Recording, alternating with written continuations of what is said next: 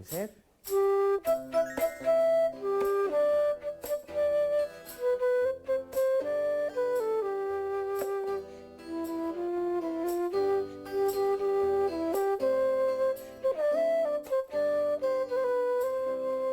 걱정 마. I believe, 언제나 I believe, 이 순간을 잊지 않을게.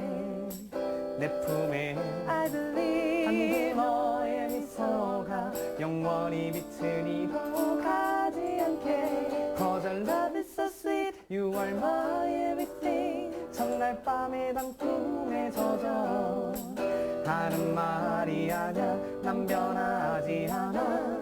오직 너만 바라볼 거야.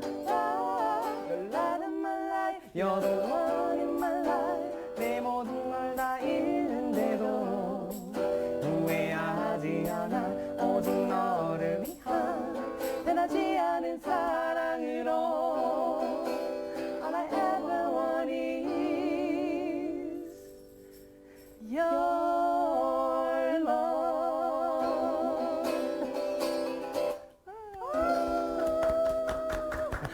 와, 깜짝 놀랐습니다. 여기 지금 보물지도 녹화장이 맞나요? 일단 공식 첫 인사부터 드리고 이야기 나눠보도록 하겠습니다. 오늘도 보물이 되는 지식을 찾아 떠납니다. 펼쳐라 보물지도.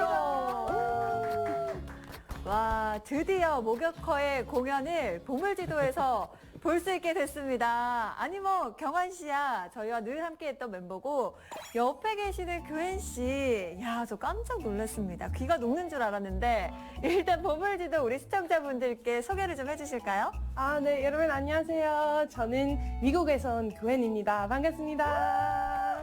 네. 야, 아니 저는 입에서 그 영어가 나오실까 약간은 긴장을 했는데 아니 어떻게 저렇게 한국말을 유창하게 잘하시는지 깜짝 놀랐습니다. 우리 모의코 팀에서 네. 담당을 뭘 하고 있죠? 한국말 담당하고 있습니다. 네. 아. 영어 잘 못하거든요. 목욕허에서 한국어를 제일 잘하시는군요. 네. 좋습니다. 자신 있게 말할 수 있습니다. 사실 우리 고현 씨도 학생이면서도 이렇게 열심히 가수 활동도 하시는 거고 경환 씨 같은 경우에도 특수교사이자 또 노래로 감동을 선사하는 일을 하고 계신데요. 사실 이렇게 두 분처럼 평생 직장이라는 개념이 이제는 정말 없어졌구나 하는 생각이 듭니다. 오늘 모실 선장님도요. 하나만 하기도 어려운 직업을 정말 여러 개를 하고 계시거든요. 바로 모셔보도록 하겠습니다. 선장님 나와주세요. 안녕하세요. 김현철입니다. 반갑습니다. 반갑습니다.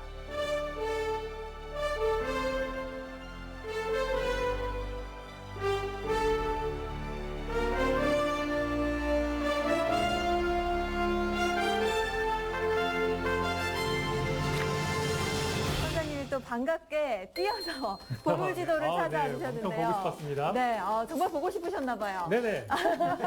좋습니다. 아니 사실은 뭐 교수 생활도 하고 계시지만 또 작가이시기도 하고 경제학자이시기도 하고 네. 거기다가 의사 생활도 하셨지 않습니까? 네, 맞아요. 욕심쟁이시네요. 예. 아니 근데 사실 능력주의 제가 시선으로 봤을 때는 네네. 그야말로 능력 끝판왕 아닌가라는 그렇죠. 정말 생각이 능력자다. 네. 드는데 오늘 해주실 얘기도 궁금합니다. 네, 사실은 이제 제가 소개해 주신 대로 능력주의 사회에서 많은 성취를 이룬 사람 중에 하나입니다. 의사이자 경제학자인데요. 경제학자로도 굉장히 성공해서 제가 이제 코넬 대학교라고 미국의 아이비리그 대학의 교수였고요. 코넬. 네. 영어 좀 잘하네. 네. 코넬. 저보다 코넬 발음 더 좋으시네요. 네네. 그리고 지금은 이제 아시아 정상권 대학이죠. 홍콩과학기술대학교 교수입니다. 그런데 제가 사실은 이걸 잘난 척 하려고 온 게 아니라요. 제가 여기까지 온 것들을 돌이켜 보니 이 성취가 대부분 운이다. 내가 만든 것이 별로 아니다. 라고 말씀드리고 싶어서 오늘 주제가 바로 그것과 관련된 것이었습니다. 너무 겸손하신 거 아니에요? 그러니까요. 뭐 잘난 놈이 없는 척해서 겸손한 척해서 그거 다 가지려고 그러냐? 이제 이렇게 또 생각하시는 분이 있어요. 제가 가끔 이 얘기를 하는데 맞아요. 그러거든요. 약간 팔짱 끼시는 분이 계실 수 있거든요. 딱 그럴 겁니다. 네. 근데 사실은 진짜로 한번 오늘 제 성취가 왜 내 성취만이 아니었는지, 제가 노력을 그렇다고 안 한 건 아닙니다. 그렇죠? 네. 왜 제 성취만은 아니었는지 오늘 좀 썰을 한번 풀어보고자 합니다. 좋습니다. 굉장히 궁금합니다. 네. 기대가 됩니다. 저희가 봤을 때는 굉장히 이루신 것도 많고 능력치 최상치 아닐까라는 생각이 드는데 그러니까. 선장님께서 아니다. 이 모든 것은 운이 8할이었다라고 말씀을 하시니까 더 흥미가 생기는데요. 그럼 곧바로 선장님의 강의 시작을 해보도록 하겠습니다.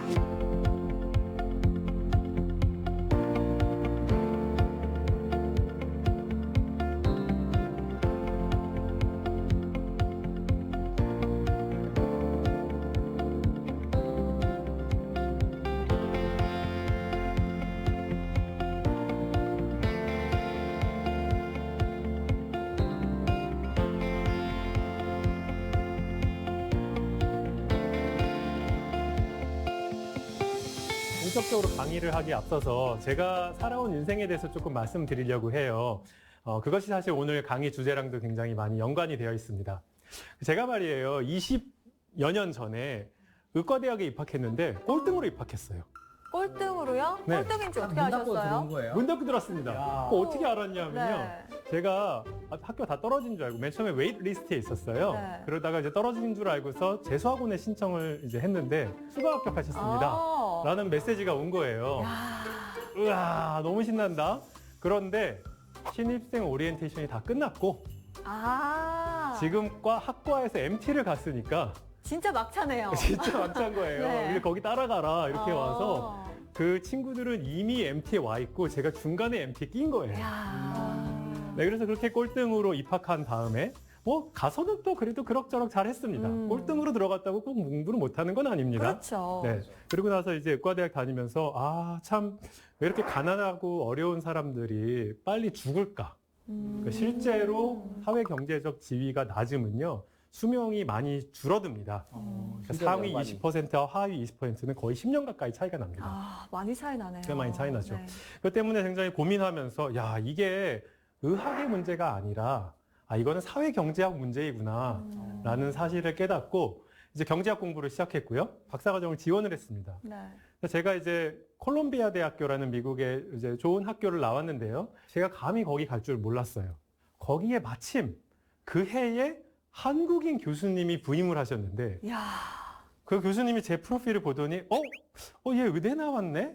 근데 학점이 좀 안 좋은데 그래도 의대니까 열심히 했겠지 이러면서 받아줬어요, 저를. 아니 딱 그 해에 부임을 하신 그 해에 거예요? 부임했어요. 야. 좀 운이 좀 또 어느 정도 따라야 되는 네. 것도 있네요. 네. 그렇죠. 굉장히 사실 작은 것 같지만 굉장히 제 인생을 바꾸는 사건이죠. 근데 그랬고 박사 종합 시험이라고 있습니다. 그래서 이제 박사를 1학년, 2학년 끝나면요 시험을 보는데요. 동기가 이제 20명인데요, 25명인데요. 그 중에 5명을요 시험 봐서 잘라요. 자르는데 퇴학시켜요. 퇴학이요? 네. 제가 근데 맨날 그 뒤에서 한 5등을 하는 거예요. 간당간당한. 간당간당한 사이. 어느 날 한 번은 진짜로 25등도 한번 해봤어요. 피 마른다, 피 말라. 그랬는데 시험을 봤는데 몇 등으로 합격했냐면 19등으로 합격했어요. 21등부터는 잘렸습니다. 야. 진짜로 잘렸어요. 진짜 문 닫는 거에 되게 가까우시네요. 근데 참 인생이 참 저거 알 수가 없는 게요. 저보다 뒤에로 붙은 친구, 20등으로 붙은 친구는요.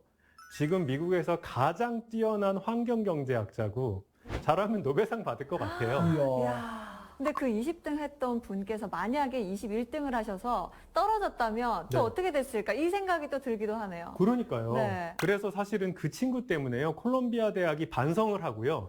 이런 시험은 없애야겠다. 야. 그래서 시험 진짜로 없앴어요. 그거를. 정말요? 네네. 굉장히 대단한 분이시네요. 그러니까요. 네, 그래서 최근에 그 시험이 없어졌다는 야. 그 얘기를 들었습니다. 그래서 제가 박사를 졸업할 때쯤 됐는데 직업을 잡아야 되잖아요. 교수 채용을 하는데 제가 이제 막 온갖 군데 다 지원을 했어요. 근데 이제 그 중에서 코넬 대학교가 저보고 자 인터뷰를 하자라고 연락이 왔습니다. 그래서 인터뷰를 했는데 저 교수가 됐어요. 그래갖고 우와. 아니 내가 아이비리그 대학 교수라니. 야 이거 출세했네. 정말 너무 기분이 좋아서. 그리고 정말 출세했다. 네, 제가 침대상밖에 불렀습니다. 그랬는데 그때는 이제 제가 굉장히 내 능력 인 줄 알았으나 사실 그 비화를 나중에 듣게 됐는데 어떻게 된 거냐면요.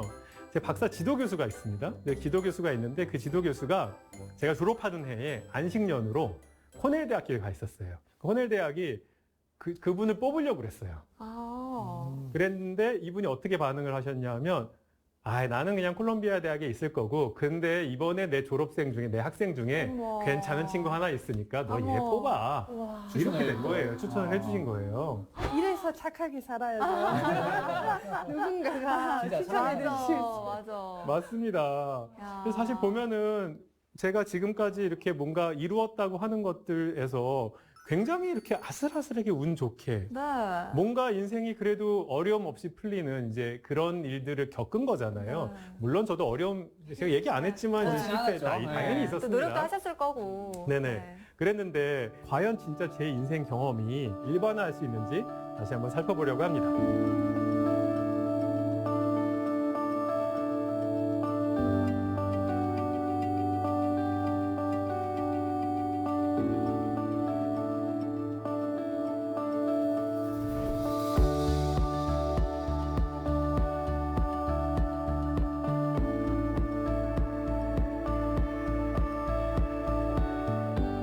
누구나 만나는 그 모든 사람이 인생에서 첫 번째 맞닥뜨리는 운, 금수저, 은수저로 생각하시는 분도 있고 네. 어떤 분은 부모님을 생각하시는 분도 있고 어떤 분은 나라를 생각하시는 분도 있습니다. 그래서 사실은 인생 성취에 가장 중요한 요인이 무엇인지 경제학자들이 살펴보기 시작했어요. 어떻게 궁금하네요. 살펴봤냐? 네. 전 세계 사람들의 모을 수 있는 모든 소득 자료를 쫙 다 모으고 네. 그 사람이 성별이 무엇인지, 뭐 몇 살인지, 어떤 교육을 받았는지, 어느 나라에서 태어났는지, 뭐 이런 것들을 쭉 조사한 다음에 무엇이 가장 많이 이 사람의 소득을 설명하는가를 살펴봤어요. 궁금해요. 가장 중요한 요인이 무엇일까? 환경이지 않을까 싶어요. 그렇죠. 네. 근데 환경 중에서도 어떤 환경? 아까 제가 객관식을 드리면은 나라, 부모님, 경제학자가 밝혀낸 것이 첫 번째로 태어난 나라가 그 사람의 소득의 50%를 설명한다. 반을 설명하는 반을 거네요. 설명한다. 반을. 좋은 날에 태어나면 일단 반 이상 먹고 갔다. 그런 거죠. 근데 진짜 그럴 수밖에 없을 것 같은 것도 조금만 위로 올라간 북한이기도 하잖아요. 그러니까요. 북한에서 태어났으면 또 제가 보물지도를 과연 할 수 있었을까 이렇게. 형은 이제 북한에서 또 보물지도 네네, 설명하시겠습니다. 보물지도 시작합니다. 이렇게 하실 수도 있지만. 저는 이제 개발경제학자이기도 해서요. 아프리카, 아시아의 저개발 국가 굉장히 많이 다녔는데요. 그런 저개발 국가에 태어나면요. 개인이 굉장히 똑똑한다 할지라도 이룰 수 있는 성취가 너무너무 제한적입니다. 기회가 별로 오지 기회가 않거든요. 없어요. 네. 뭐 대학을 심지어 나와도요. 직장이 없습니다. 그래서 나라가 일단 첫 번째로 굉장히 중요한데 그게 50%를 설명하고 있었다. 50%. 다음은 뭘 것 같아요? 부모님, 네네. 어떤 부모님 아래에서 태어나느냐가 네네. 중요할 것 같아요. 부모님이 두 번째로 중요한데 그런데 부모님은 우리한테 두 가지를 주셨어요. 첫 번째는 아까 양육 환경을 주셨고요. 또 하나 주신 게 유전? 유전. DNA를 주셨잖아요. 네. DNA와 환경을 둘 다 주셨기 때문에 그 두 개의 효과를 따로 보는 게 좀 어렵습니다. 이게 DNA 요소가 큰지 아니면은 자라는 성장 환경이 더 큰지 네네. 떼서 비교하기가 좀 어렵다. 힘들 수 굉장히 있겠네요. 어렵습니다. 네. 그래서 경제학자들이 뭘 했냐면요. 입양아 연구를 했어요. 네. DNA는 좀 떼놓을 수 있으니까. 그렇죠. 설명을 네. 좀 드리면요. 최초의 연구는 이제 다트머스 대학의 브루스 세스로트가 했는데요. 이분이 한국인 입양아를 연구했어요. 한국인이 입양돼서 미국 가정에서 자라나는 상황인 거예요. 그런데 입양아는요. 그 양부모님한테 받은 게 환경밖에 없고 그렇죠. 친자녀들은 둘 다 받았잖아요. 네. 약간의 가정과 계산을 좀 해보면요. DNA의 고유한 효과만 측정해낼 수가 있었습니다. 그러니까 환경은 둘 다 있으니까 환경을 제외하고 DNA 효과만 밝혔더니 DNA가 소득의 34%를 설명하더라. DNA가요? 네네. 생각보다 크네. 그럼 일단 8알이 넘네요. 8알이 넘죠. 네. 그래서 제가 이거를 인생 성취의 8알은 운이다. 주어진 것이다. 그거 맞네. 받은 거다. 이렇게 말할 수가 있을 것 같습니다. 그러면 또 어떤 분들이 이렇게 얘기해요. 그러면은 이제 20%는 또 내 노력인 거냐? 특히 또 홍콩 가게 돼서 제가 강의를 하면요. 네. 거기에 중국 천재들이 있어요. 그렇죠. 열심히 해서 왔는데. 딱 손들어. 야, 네. 김현철 교수, 이게 무슨 소리야. 야, 내가 하루에 16시간 공부하고 진짜 미친 듯이 공부해서 수능 봐서 1등해서 우리 학교에 지금 장학금 받고 왔어. 내 노력 어디 갔어? 이렇게 물어보는 친구들이 있어요. 네. 그럼 제가 이제 뭐라고 얘기하냐면요. 네가 노력하는 힘은 어디서 왔냐? 이 공부를 할 수 있는 원동력이나 네. 환경도 이 자원이랑 다 다 어디서 온 거냐 너? 이렇게 하늘에서 딴 건 아닌가요? 그래서 딴 거니? 뭐 이렇게 그렇죠. 아니 사실은 16시간 공부를 할 수 있었던 것도 노력도 사실은 유전적인 부분을 무시를 못 하거든요. 아, 그럼요. 네, 아무리 노력을 하고 싶어도 네. 엉덩이 붙이고 16시간씩 앉아있기 힘든 분들도 네, 많고요. 굉장히 많습니다. 네. 해보려니까 욕창 생길 것 같아서 안 되더라고요. 네, 쉽지 않아요. 네. 맞아요. 그래서 노력할 수 있는 힘에 대한 유전 연구가 많이 되어 있어요. 그것도 유전적인 부분과 부모님의 트레이닝 혹은 부모님의 환경적인 부분도 굉장히 큽니다. 그렇게까지 치면요. 정말 나의 순수한 노력은 사실상 거의 0으로 수렴해요. 아, 0이라고 하니까 좀 슬프네요. 노력한 사람들 되게 힘 아니, 빠지겠다. 그렇다고 노력을 하지 말라는 게 아니에요. 네. 그러니까 노력을 안 하면 성취가 떨어지죠. 네. 하지만 그 내가 노력을 할 수 있는 그 힘조차 상당 부분은 많은 부분은 내가 받은 거라는 거죠.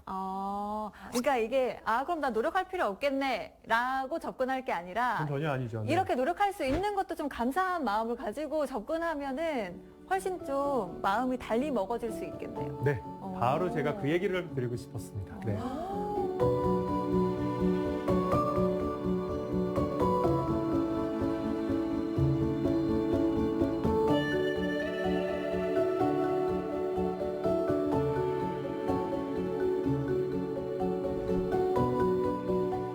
되게 이퀄하게, 공평하게 똑같이 나눠지나요? 아니면 굉장히 불평등하게 나눠지나요? 세상은 불평등하다. 불공평하게 나눠지는 것 굉장히 같아요. 불평등하게 네. 나눠지죠. 굉장히 불공평하게 나눠지죠. 뭐 흑수저 그런 얘기가 괜히 왜 나오겠어요. 또 뭐 어떤 사람들은 대한민국에서 태어나고 어떤 사람들은 에티오피아에서 태어나는 거고요. 자, 그럼 제가 말씀드리고 싶은 거는 내가 운 좋게 대한민국에서 굉장히 좋은 부모 만나서 좋은 대학 나오고 성취를 많이 이룬 사람들은 어떻게 생각해야 됩니까? 내 혼자만의 힘으로 한 건 아니다라고 생각할 필요가 있다. 그렇죠. 내가 좀 그래서- 운이 좋았구나 네. 라는 생각을 할 필요도 있을 것 같아요. 네, 그러면은 조금 운이 나쁜 사람들한테 넌 노력을 안 해서 이렇게 된 거야 라고 말할 수 없다는 거죠. 맞아요. 자, 그러면 이제 우리가 우연히 운이 좋았어. 혹은 네. 우연히 우리가 운이 나빴어. 그랬을 때 이제 그 운이 어떤 결과로 가는가. 마치 저와 같은 경우입니다. 제가 이제 그 의과대학에 꼴등으로 입학했잖아요. 그래서 의과대학에 꼴등으로 입학한 사람과 아슬아슬하게 떨어진 사람의 인생이 어떻게 달라지는가. 궁금해. 그걸 진짜 한번 보려고 한 끗 합니다. 차이인데. 네. 정말 한 끗 차이인데. 네. 어느 나라로 갈 거냐면 칠레로 갈 거예요. 칠레. 이제 칠레의 중요한 대학 두 개가 있는데 첫 번째가 칠레 대학이고요. 두 번째가 칠레 카톨릭 대학입니다. 여기에 상대나 법대를 나온 사람들이 주요 기업이나 아니면 굉장히 고소득층에 아주 밀집되어 있어요. 네. 그러니까 우리나라는 서울연고대 출신이 대기업 임원의 25%를 차지하거든요. 근데 칠레는요, 여기 두 대학의 법대나 상대 나온 사람들이 기업 임원의 40%, 41%, 그 다음에 상위 0.1%의 가장 고소득자의 30%를 차지합니다. 아주 거의 독점적인 학교인 거죠, 그죠? 모노폴리네요. 네. 네. 야, 저희 나라보다 심하네요. 그런데 이제 여기에 아슬아슬하게 입학하기도 하고 아슬아슬하게 떨어지기도 합니다. 네. 그림을 보시면요. 네. 자, X축에 뭐가 있냐면 수능 성적이 있습니다. 이 나라 수능 성적. 거기 0이라고 쓴 그 세로 막대기가 바로 커트라인이에요. 그러니까 오른쪽에 있는 친구들은 합격한 친구, 합격한 친구, 왼쪽에 있는 학생들은 불합격한 친구. 그다음에 이제 Y축에 뭐가 있냐면 이게 상위 0.1%의 고소득자가 될 확률이에요. 이게 합격하고 합격하지 않은 친구들의 소득을 한번 보는 거예요. 그렇죠. 나중에 이제 10년, 20년, 30년이 지난 다음에 이 사람들이 진짜 최고위 그 고소득자가 되냐 마냐 이거를 보는 겁니다. 아슬아슬하게 떨어진 남자. 여기 있는 남자는 상위 0.1%의 부자가 될 확률이 2%. 그런데 아슬아슬하게 오른쪽에 있는 친구들은 3%. 확 올라가네. 그러니까 쇼킹하죠. 이게 왜 그러냐? 이제 세스 지머만이 연구한 건데 예일대학 교수입니다. 이게 상위 0.1%로 가려면요, 이제 대학을 졸업하고서도요 밀어주고 끌어주고 야. 이런 게 그런 것들 필요한 필요하다. 거예요. 아. 그런데 누가 밀어주고 끌어주냐 하면 잘난 놈들이. 그래서 제가 뭘 말씀드리고 싶으냐 하면요, 운의 과실이 과연 공정한 것인가? 저는 아슬아슬하게 붙은 친구들의 과실이 특정 집단에 몰려 있다. 그거는 사회가 공평한 게 아니잖아요. 그렇죠. 네. 그렇죠. 출발선이 다른 느낌이네요. 그래서 이런 것들이 운의 과실이 공정하게 나눠지지 않고 있다. 이렇게 말씀드릴 수가 있습니다.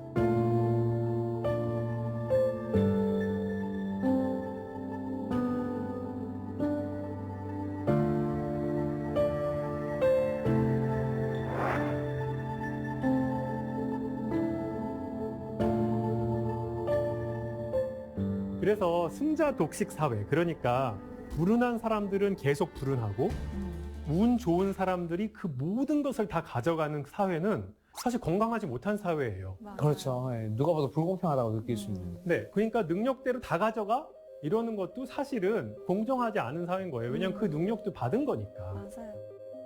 그런데 굉장히 불행하게도 우리나라가 점점 승자 독식 사회화 되어가고 있어요.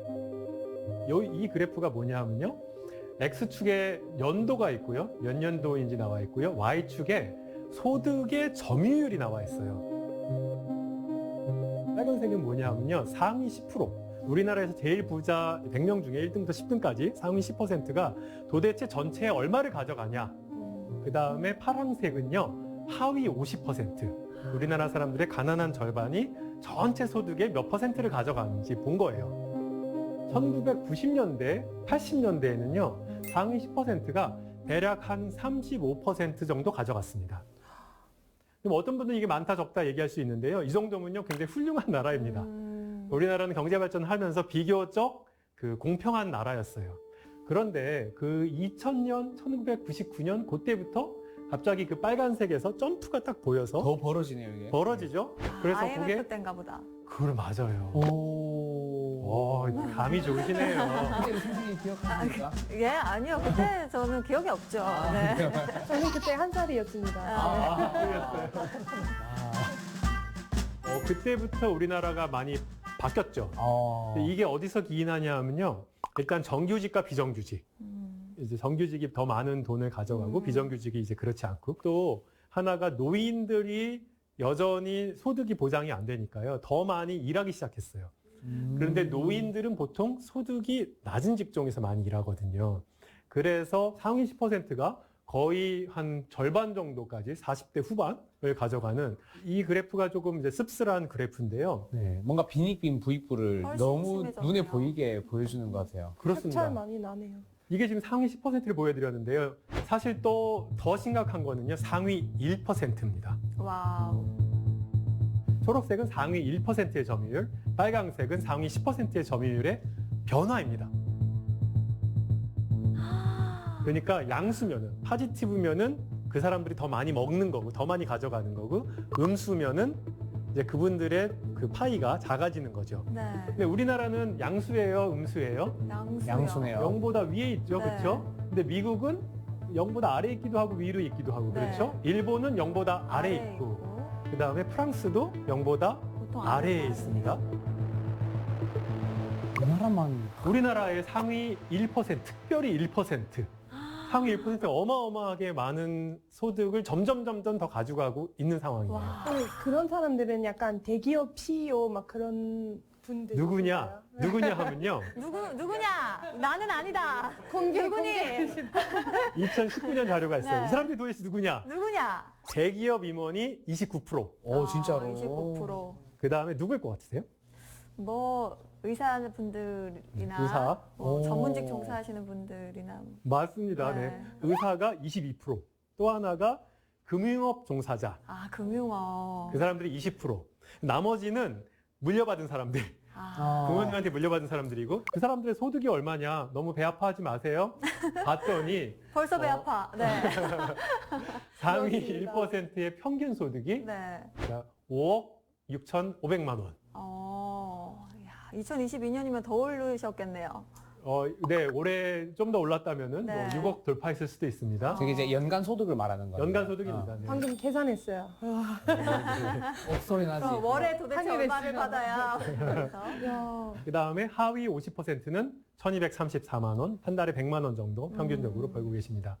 자산을 보시면은 상위 1%는 50억이 넘고요. 그 다음에 하위 50%는 2,500만 원이 안 되는 그런 상황입니다. 자산이 더 빈부격차가 훨씬 심하네요. 네, 왜냐하면 자산은 소득의 합이니까 결국. 그렇죠.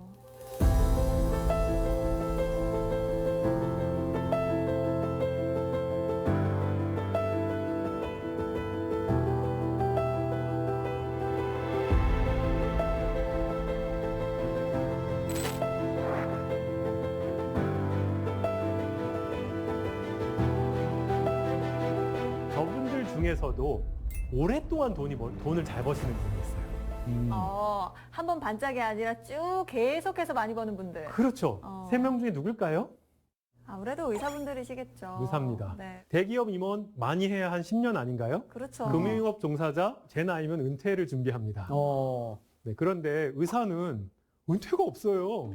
왜 그만두셨어요? 그때는 의사가 이렇게 많이 버는 줄 몰랐습니다. 후회하고 계십니다. 의사 직종의 평생 소득이 다른 모든 직종을 압도하는 현상. 이것이 사실은 우리가 갖고 있는 의대 광풍 현상의 핵심 원인입니다. 그렇죠. 그런데 미국에서 오셨죠? 네, 미국에서도 의과대학의 그 인기가 높잖아요. 네.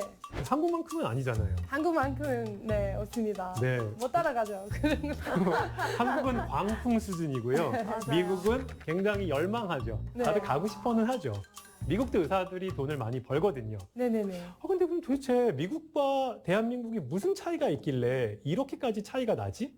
미국은 근데 일단 의사를 하지 않아도 다른 분야를 해도 이게 격차라는 게 크지 않을 수도 있을 것 같고 한국은 의사와 또 그렇지 않으면 이 격차가 굉장히 크다 보니까 더욱더 막 많은 또 학부모님들이 말씀하신 것처럼 광풍처럼 네. 열망을 하시는 것 같아요. 제가 만약에 이항원 아나운서가 저의 학생이었으면요.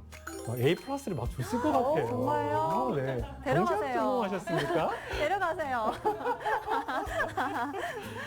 너무 정확하셨어요. 사실은 미국은요, 이렇게까지 의대 광풍이 아닌 것이요. 다른 좋은 직장이 꽤 많습니다. 사실 IT 기업이나 뭐 컨설팅, 로펌 이런 데 가도 의사 못지않게 꽤 많이 벌어요. 그리고 우리나라는 지금 대기업과 중소기업의 격차가 꽤 크거든요. 맞아요. 얼마큼 크냐 하면요. 500인 이상 대기업의 임금과 5명에서 9명 정도밖에 안 되는 작은 회사의 평균적인 임금 차이가 우리나라는 2배 차이가 납니다. 그런데 이제 일본이나 미국이나 프랑스는요. 우리나라만큼 격차가 심하지 않습니다. 일본은 1.3배, 미국은 1.5배, 프랑스는 1.6배. 그러니까 대기업이 중소기업보다 돈을 더 많이 버는 거는 만국 공통입니다. 하지만 그 격차는 우리나라가 제일 차이가 세네요. 우리나라가 굉장히 센 거죠. 되게 놀랍게도 슬프게도 이 격차가 점점 벌어지고 있어요. 근데 이게 뭐 대기업의 욕심 때문이냐? 그건 아니에요. 우리나라의 대기업은 성장이 막 이루어지는 반도체, 자동차, 테크놀로지 이런 거고요. 이제 5 내지 9인 사업장은요, 보통 사양 산업이에요. 그러니까 이게 산업 구조도 굉장히 많은 분야에 따라서 달라지기 때문에 그런 것이고요. 어쨌거나 근데 한번 생각해 보세요. 미국에 비해서 양질의 대기업 일자리 수가 부족하다는 데 있어요. 그걸 어떻게 알 수 있냐? 미국에서 이제 포춘지 선정 글로벌 500대 기업이 무엇이 있는지 쭉 조사를 했어요. 500대 기업을 조사를 했습니다. 이거는 이제 말하자면 글로벌 탑이죠. 네. 우리나라 기업이 18개, 미국이 136개 이렇게 있어요. 그런데 미국 그 136개 회사에서 고용한 사람이 1,500만 명. 대한민국의 그 18개 회사에서 글로벌 기업에서 고용한 사람은 100만 명. 15배 정도. 그러면 15배가 미국이 많잖아요. 네. 근데 인구는 미국이 3억 3천. 우리가 예를 들어 5천만. 그러니까 한 6, 7배 차이가 나는데 양질의 대기업 일자리 수는 15배.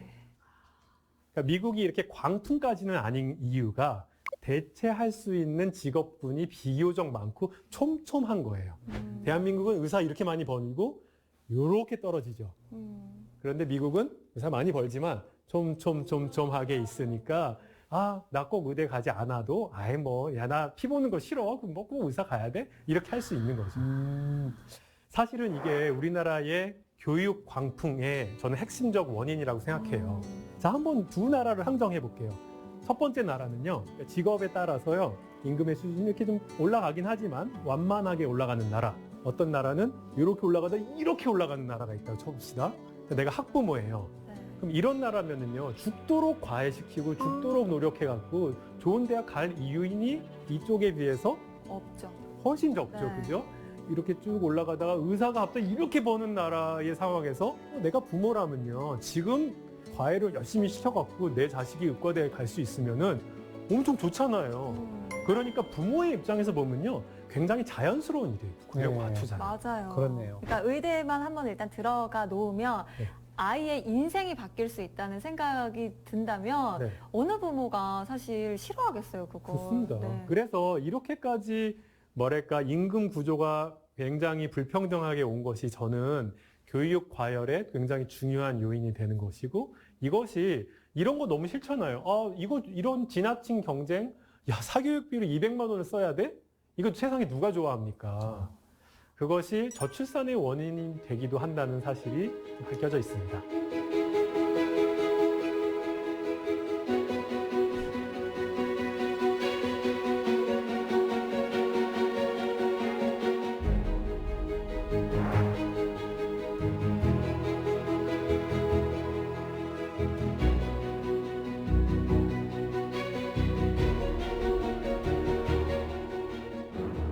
우리 인생에서 많은 것들이 주어지는 것이고 그것이 운이라고 표현할 수도 있다고 말씀드렸고요. 그 불운을 극복하는 힘은 국가가 많이 제공해야 된다라고까지 말씀드렸잖아요. 그러면 도대체 어떻게 국가가 해야 돼?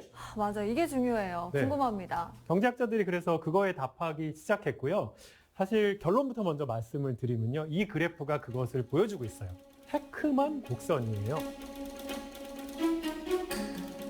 이게 왜 헤크만 곡선이냐? 헤크만 할아버지가요, 헤크만 교수님이에요. 노벨 경제학상을 20년 전에 받으셨어요. 이분이 노벨 경제학상으로 뭘 받았냐 하면 직무 교육의 효과를 측정하는 방법에 대해서 연구하는, 그러니까 어떤 정부가 개입을 했을 때 이게 진짜 어떤 효과를 보여주는지를 그런 방법을 개발한 사람으로서 노벨 경제학상을 받았는데, 자, 여기에 X축이 뭐냐면 나이입니다. 나이. 언제냐? 그러니까 맨 처음엔 태아기, 그러니까 엄마 뱃속에 있을 때, 그 다음에 0세에서 3세, 4세에서 5세, 학창시절, 그 다음에 이제 다 졸업한 다음에 여기 계신 분들, 이제 저 같은 분들, 이고요. 그랬을 때 뭔가 국가가 개입했을 때 Y축에 뭐가 있냐? 투자 효과가 있어요. 내가 1달러를 투입했을 때 이 사람이 나중에 소득이 늘어나는지 얼마나 늘어나는지 보는 거예요. 똑같은 돈을 투입했을 때. 0세부터 해놔야 효과는 최고겠네요. 그런 겁니다. 그런데 보시면은 태아기로 가면 갈수록, 어릴 때 뭔가 가면 갈수록 그때 뭔가 투자를 해야지 사람이 잘 되는데 훨씬 더 효율적인데, 그런데 그때 공부시키는 거냐? 태아를 어떻게 공부시키지? 태아를 어떻게 공부시키겠어요? 네, 그게 아니잖아요. 네. 그게 도대체 무엇인지 이제 한번 살펴보려고 합니다. 첫 번째 왼쪽 위에 인지 기능입니다. 인지 기능이 X축에 있어요. 인지 기능 뭐냐면 공부 잘하는 능력이에요. IQ, 수능 성적 뭐 이런 겁니다.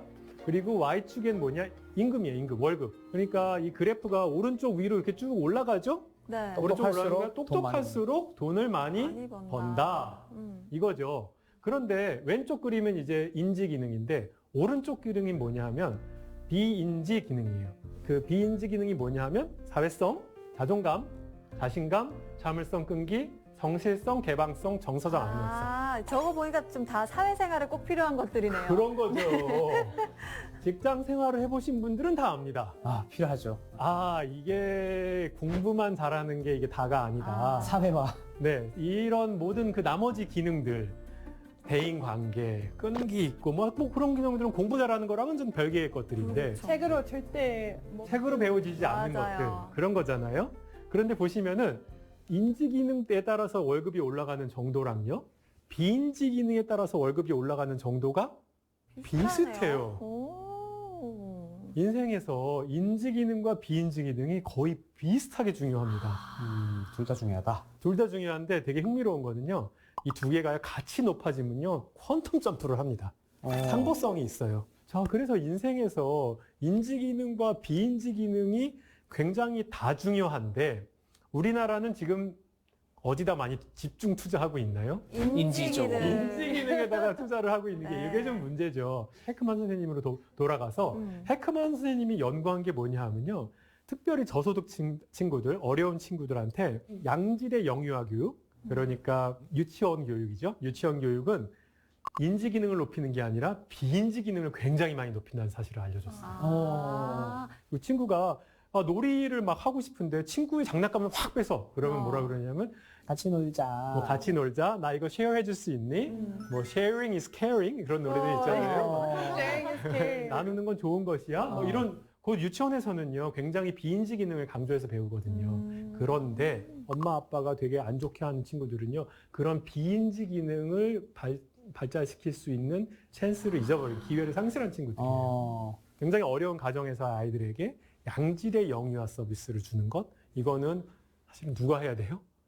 국가가 해야 되는 해야죠. 거. 국가가 해야 되는 것이고 네. 이것이 비인지 기능을 올려서 이 친구들의 미래도 굉장히 좋게 만드는 것이고요. 또 하나 범죄 예방도 됩니다. 맞아요. 아니 근데 진짜 제가 들어보면서 참 경제학이라는 게 이래서 중요하구나라는 생각이 드는 게 네. 이런 연구 결과들이 있어야 정책을 반영할 때 유아기 때 공교육을 좀 중요시할 필요가 있겠구나 이런 것들이 더 반영이 되고 하는 거잖아요. 맞습니다. 이런 것들이 다 또 연결이 되는군요. 네.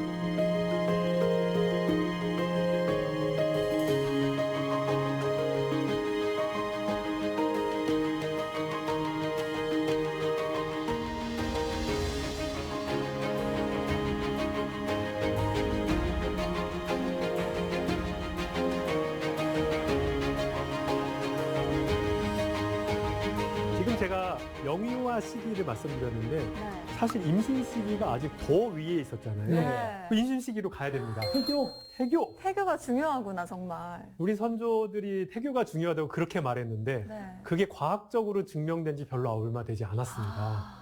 이게 언제 처음 밝혀졌냐 하면요. 2006년에 임신 시의 독감 감염의 효과를 측정한 논문이 나왔어요. 이게 그 스페인 독감. 스페인 독감. 근데 그럴 때 자료가 남아 있어요? 놀랍죠? 스페인 독감의 그 자료와요. 그 다음에 미국에서는 인구주택 총조사를 하거든요. 죽을 때 이제 출생 기록서가 있고 사망 기록서가 있고요. 그 다음에 그 인구주택 총조사를 하면서 건강도 측정하고 뭐 그렇게 하거든요. 그래서 그 결과를 좀 말씀드리면요.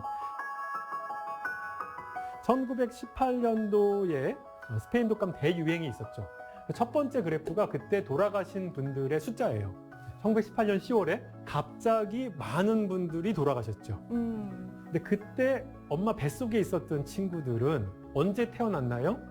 다음 해 이제 19년에 대부분 다 19년에 태어났죠. 그러니까 1919년생은요. 독감을 겪었던. 맞습니다. 네. 엄마 뱃속에서 독감을 겪었던 세대입니다. 그래서 1919년생이 굉장히 이제 연구 대상이 되는데요. 두 번째 그래프를 한번 보실게요. 인구주택 총조사예요. 몇 년 뒤? 60년 뒤, 70년 뒤로 따라갔어요. 우와, 신기해. 네, 그래갖고 봤더니 자, 첫 번째 그림은요. 고등학교 졸업할 확률이에요.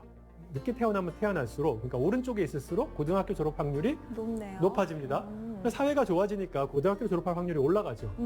그런데 쭉 올라가던 추세가 있는데 예외가 하나 있네? 중간에 잠깐 내려가는. 중간에 폭 하고 내려가죠. 저게 1919년인가요? 1919년생이에요. 어머, 신기하다. 걔네들은 뭐 잘못했다고. 아이고. 걔네들이 잘못한 거라고는 엄마 뱃속에서 독감을 경험한 것밖에 없는 거죠. 저게 저렇게 통계적으로 확지가 날 정도로 신기하네요. 영향이 있네요. 네. 그리고 또 밑에 건 보면요. 신체 장애가 될 확률이에요. 60년 뒤에. 장애를 가질 확률.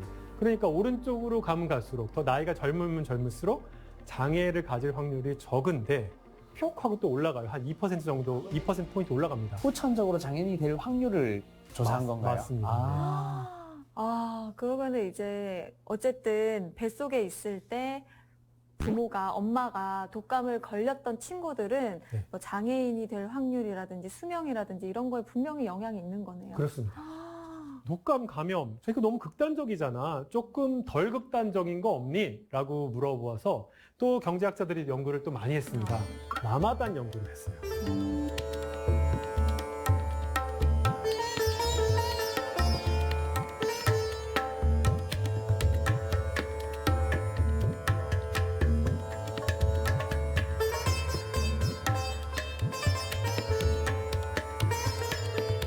해가 떠 있는 기간에 음식물 섭취는 물론 물도 마시면 안 되는 그런 상황입니다. 굉장한 절제를 하는 라마단인데요. 그래서 이라크와 케냐에서 연구했는데 또 재밌는 게요. 이라크와 케냐 전부 다 무슬림도 있고 크리스찬도 있고 그렇기 때문에 크리스찬들은 이 라마단 안 하잖아요. 네. 그런데 무슬림들은 하잖아요. 또 그렇게 비교도 할 수 있고요. 같은 태생이라고 할지라도 운 좋게 라마단 안 걸리는 친구들도 있는 거예요. 그래서 폐하일 기간이. 때. 예. 그래서 연구를 할 수가 있었어요. 과연 이게 어떻게 됐을까 봤더니 라마단 때 임신됐던 친구들은 나중에 성인이 됐을 때 장애인이 될 확률이 20% 올랐어요. 20%. 20%나. 아까 그 독감 감염하고 거의 비슷한 거죠. 이것도 극단적인 거 아니냐. 야, 물도 안 먹고 밥도 안 먹고 막 이런 건 또 극단적인 거 아니냐. 또 그래서 어떤 걸 했냐면요. 엄마가 임신했을 때 할머니가 돌아가시면 이것도 정신적 충격까지. 스트레스. 정신적 충격, 스트레스죠. 그러니까 엄마가 임신했는데 우리 엄마가 돌아가셨어. 이런 집 아들, 딸하고 우리 엄마가 돌아가셨는데 애 낳자마자 돌아가셨어. 그 둘을 비교해 본 거예요. 그랬더니 내가 임신했을 때 우리 엄마가 돌아가시면은 내 자식이 성인이 되어갖고 불안장애나 우울증이 될 확률이 13%, 8% 올라가요. 영양 섭취, 정신적인 충격, 그 모든 것이 산모를 최대한 보호해주지 않으면 이게 결국은 애한테 간다. 라는 연구입니다. 우리 남편분들 갑자기 딸기가 먹고 싶다고 해도 아내분께서 웬만하면 꼭 사주시고 무조건 사주세요. 네, 하는 게 좋을 것 같습니다. 우리 아이들을 위해서라도. 맞습니다. 네.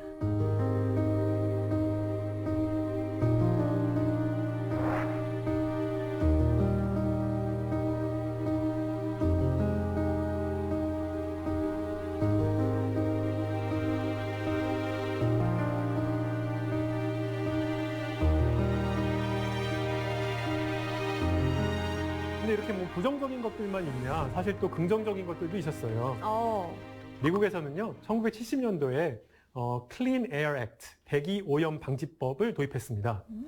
이제 이게 굉장히 당시로서는 획기적인 규제였어요. 근데 이게 되게 흥미롭게도 주별로 도입 시기가 조금씩 다 달랐어요. 그러니까 어느 주에서는 내가 미시간주에 태어났는데 1970년도에 태어났어. 그러면은 이거의 혜택을 보는데 그 뭐 다른 주에 태어났으면은 혜택을 안 볼 수가 있는 거죠.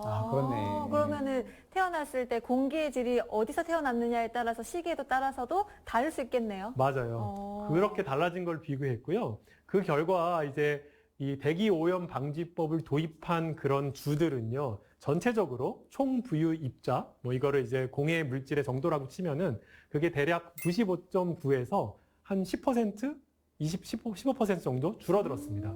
그러니까 공해가 10 내지 15% 줄었더니 내 임금이 1%가 올랐어요. 와. 뭐 1%가 작다라고 말할 수도 있지만 네. 아니 뭐 공해 10% 주는데 임금이 1% 오른다? 이거 굉장히 좋잖아요. 그죠? 네. 어떤 분들이 왜 올라요? 라고 물어보시기도 해요. 뭐냐 하면 뇌의 발달. 영향을 끼쳤군요. 네. 엄마가 뱃속에서 공해 물질을 막 먹으면요. 애의 뇌 발달에 악영향을 줍니다.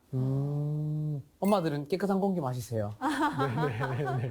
그러니까 국가가 공기 좋게 만드는 노력을 하는 거는요. 우리 크네요. 장기 투자가 되는 거죠. 그러네요. 네. 아니 그러면은 우리 선장님께서는 이렇게 태아를 보호하고 또 영유아를 보육하는 데 있어서 좋은 환경을 만드는 게 중요한 거를 또 연구하시면서 직접 또 목격을 하고 계시잖아요. 네네. 그러면 개인적으로 궁금한 게 선장님이 생각하시기에 이렇게 태아를 보호하는 이런 정책적으로 갈 수 있는 방법들이 있으면 어떤 게 있을까? 대부분의 임산부들이 이제 직장을 가지고 있는 경우도 많고요. 임신한 여성의 가장 큰 스트레스가 뭐일까요? 일을 병행하기 힘든 상황이 경력 왔을 때. 단절. 우리나라는 OECD 국가 중에서요.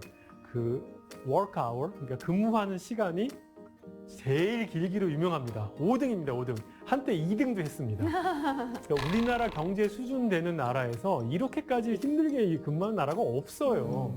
가장 큰 스트레스가 어디냐? 사실은 회사입니다, 회사. 상사가 스트레스의 기본 요인 아니에요, 동료랑? 맞습니다. 보통 그렇죠. 네. 그렇죠.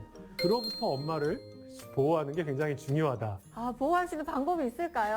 그러니까 저는 그래서 육아휴직을요. 네. 지금은 뭐 여성이든 남성이든 1년을 쓸 수 있게 됐는데 대부분 언제 쓰냐 하면요.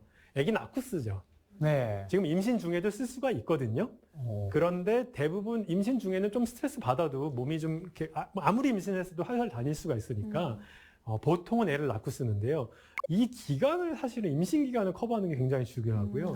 저는 육아휴직이 임신한 다음부터 2년 동안 해야 된다. 태아부터 보호를 해야 태아부터 하니. 보호해야 되니까. 그렇게 해야 되고요. 임산부 최우선, 임산부를 막 높여주는 이런 정책이 또 필요합니다. 제가 필리핀에 살아봤는데요. 필리핀이 뭐 대단한 개발된 나라도 아니고 저소득 국가인데요. 은행에 가잖아요. 임산부 라인이 따로 있습니다. 은행에서요? 은행에서. 기다릴 필요 없이 바로 그냥 할 네네네. 수 있게. 필리핀은 또 특히 웨이팅 라인이, 기다리는 라인이 길어요, 은행에서. 근데 임산부는 특별 대우입니다. 맞아요. 은행에서 기다리는 거 스트레스거든요. 그래서 모든 우리나라의 정책들 중에서 임산부를 보호할 수 있는 것은 최대한 많이 해야 된다. 이런 생각을 가지고 있습니다. 임산부 배려 특별법. 네.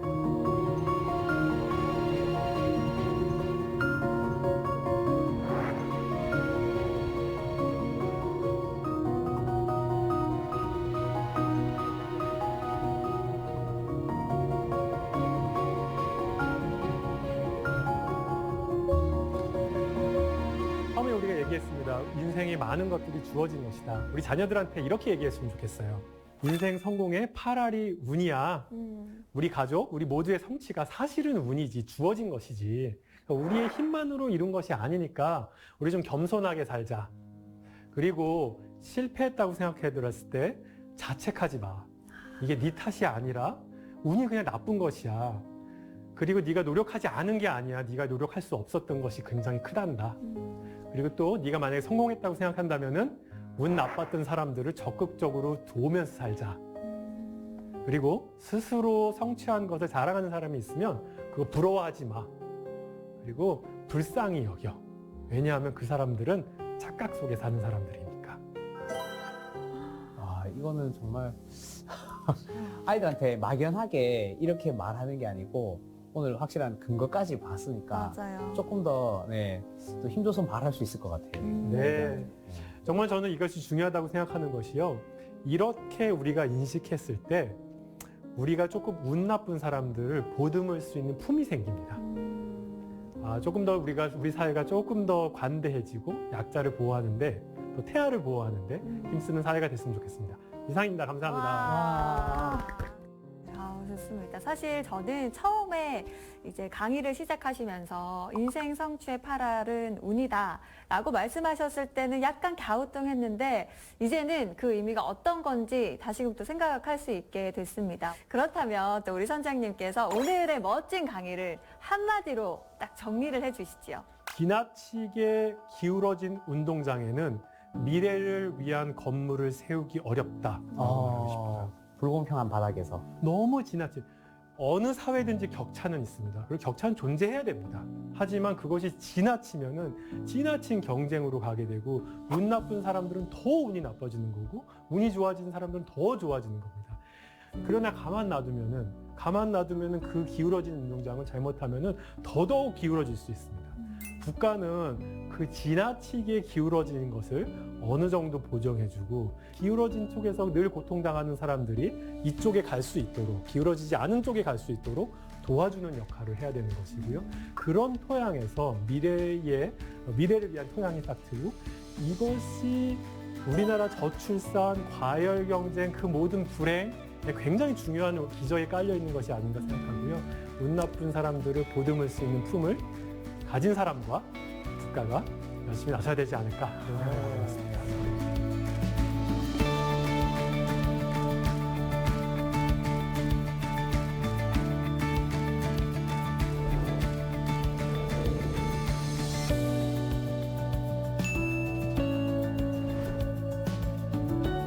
사실 저는 오늘 경제가 주제라고 해서 굉장히 긴장을 하고 왔거든요. 그웬 씨도 좀 그러셨을 것 같아요. 오늘 함께 했는데 어떠셨어요? 네, 저도 경제라서 저한테 굉장히 어려운 주제여서 걱정을 많이 했는데 선장님께서 너무 잘 이해하기 쉽게 설명해 주셔서 너무 좋았습니다. 근데 그웬 씨 말을 조금 또 들어보니까 약간 경상도 사투리가 또 있네요. 아, 그러십니까? 야, 너무 신기합니다. 경환 씨는 어떠셨어요? 오늘 어떤 실질적인 자료들을 보면서 이게 그냥 추상적인 소리가 아니구나 하는 걸 좀 느껴가지고 이 경제학 이 딱딱해 보이는 강의에서 오늘 따뜻함도 느끼고 좀 신선한 충격을 받았습니다. 네, 좋습니다. 말씀하셨던 것처럼 저도 경제학을 좀 딱딱한 학문이라고 생각을 했었는데 오늘 함께 해보면서 참 우리 삶과 밀접한 학문이구나, 사람 냄새가 나는 그런 학문이구나 느낄 수가 있었습니다. 이렇게 편견을 깨는 재미있고 유익한 지식항해 여기서 멈출 수가 없잖아요. 또 가야죠. 네, 다음에도 계속됩니다. 우리 그웬 씨 마지막에 외치는 구호 아나요? 보물지도? 맞아요. 그것만 잘해주시면 됩니다. 네네네. 좋습니다. 다 같이 외치면서 맞춰보도록 할게요. 다음 주에도 찾아라 보물지도.